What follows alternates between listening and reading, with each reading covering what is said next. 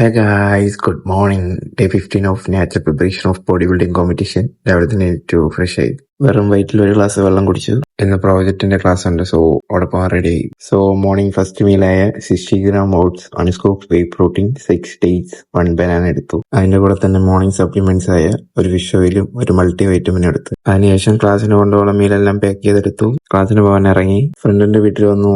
Second മീലായ 100 gram ദോശയും 5 egg white എടുത്തു. അതിന്റെ കൂടെ തന്നെ ഫ്രണ്ടിന്റെ വീട്ടിൽ നിന്ന് കുറച്ച് പപ്പായ കഴിച്ചു. അത് കഴിച്ചിട്ട് ക്ലാസ്സിന് പോയി ഇറങ്ങി. സോ ക്ലാസ്സിലെത്തി. ക്ലാസ്സെല്ലാം അറ്റൻഡ് ചെയ്തു. ക്ലാസ് കഴിഞ്ഞതിന് ശേഷം ഫോർത്ത് മീലായ 150 gram റൈസും 100 gram ചിക്കനും 200 gram സലാഡും എടുത്തു. വീട്ടിൽ വന്നു.